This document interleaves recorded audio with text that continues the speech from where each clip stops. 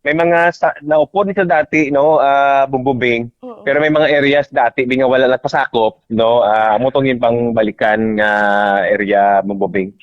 So Okay. actually nagadalagan sa kung diri lang kita sa aton nga forest land sa timberland, nagdalagan siya sa mga almost 9,000 plus hectares. So far hindi pa magit siya na cover bumbubing. Pero may mga area gin man nga ginpang balikan naton kay ti ang iban sa to dati ti nagkalamatay. Amo na gani nga Oo. siling ko bumbubing daad gid gin-emphasize nato no sa orientation sa aton nga mga personnel nga daad balikan gid nila or ang aton nga landowner i-tend gid nila bumbubing. Mm. Oo, ini pila ka tuig na gani sir since nga kita nagapatigayon sa tree growing? 2011 bumubing mag ano na 16 years na Oh, bumubing. okay. So Oo. nag-hope kita nga daad ti kung amak mo 16 years daw daad ano na fully vegetative na nga aton nga area bumubing. Oo, pero sa imo assessment sir kay given nga ti syempre amo man ni ang isa sa mga mandato naton, kumusta didto pila ka porsyento ang nagtulubo since nga nagpatigayon kita sang tree growing po? Siguro mga arasa sa kon 55 Percent? percent. Oo, nang mula na galing bumbubing no kay ti ang iban ba lang nga ti gin-encourage naton nga daad mabalik kit sila. Amo ni ganing nga Oo. tree growing binang pansina no bumbubing Ang kay hindi term tree mo. planting because so term niya kay ti balikan gid nimo. So ara sa ang assessment sa mga 65 bumubing. Oo, at least ano, wala man kita nagauntad yearly nga aktibidad ini. Pero Sir Bibi, may ara gihapon kita sang ma-monitor nga mga nagapatigayon sang kaingin, no? 'Di ba isa ini sa mga nagakontra sa aton nga aktibidad man no, to grow trees, no, diri sa aton nga syudad. Paano naman naton ina sir nga gina prevent or mapunggan ang kasubong nga aktibidad po? Actually, bumbubing subong try naton ibalik ning community extension research community extension officer naton bumbubing. Mhm. Kay dati may ara kita sini. So kada upland nga barangays may ara kita sang ginatawag naton nga CMO, community CEO, community extension officer naton bumbubing nga sila kada purok sila ang in charge silang focal person.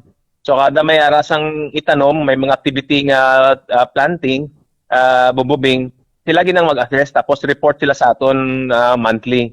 So i-try naton balik na sa bububing kay yun nadula binang community extension officer naton kay ti gitagaan man naton sila dati isang daw gamay nga incentive pero kay na nadula siya tungod kay ti, sa kakulangan sa budget pero ginatry naton ibalik na siya bububing kay importante gid miabi nga sa level dira pala sa community may ara gid siya nag-assess siya kag nagatutok bububing. Oo, okay. Sige, no? Anyway, no? Maayo kay may ara sini until what time kita tapos ang aton sining aktibidad nga target nga matapos Sir Bibi sa subong nga aga.